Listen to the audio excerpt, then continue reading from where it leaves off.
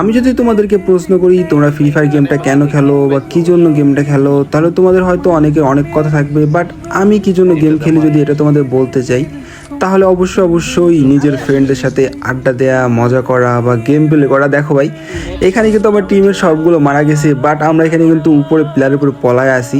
আর এখানে পলায় গাই যে একটা মজা পাচ্ছি বা যে একটা ফিল আসতেছে ভাই, মানে এটাই কিন্তু আসলেই গেম প্লে করার মেন মজা। মানে ভাই গেম খেলে প্লাস হলো বা মাইনাস হলো বা কী হলো এটা দেখার কথা না, মানে এটা বড় কথা না। বড় কথা হচ্ছে ভাই দেখো আমরা নিজেরা গেম প্লে করছি, এটাই বড়। এখানে কিন্তু একজন ডেঞ্জার দিছে, যার জন্য আমি কিন্তু সরাসরি আমার টিমমেটের কাছে চলে আসছি। আইসা কোনো সাইডা দিয়ে কিন্তু কোনো ভিতর দুজনে কাভার করতেছি যাতে ডেঞ্জারে ময়দান না যাই। মানে ভাই মানে বলতে গেলে ভাই গেমটা আসলে ভাই মজা আর কি।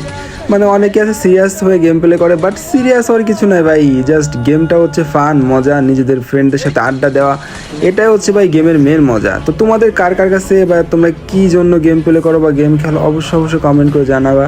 আরে ভাই এখানে কি রে, ব্যাটারি লো চলে আসছে রে ভাই, ফোনের চার্জ ফুরাই গেছে ভাই। এখানে নিচের দিকে একটা ম্যান আছে ভাই, তারা ওরা মারার চেষ্টা করি ভাই। এখানে জোন না, এখান থেকে নামতে হবে। এরে কে আমার ডাউন করে দিছে, এরে ভাই এই ভাই দেখো ও নিচের দিকে পড়ে যেতে মাইর খেয়ে গেছে।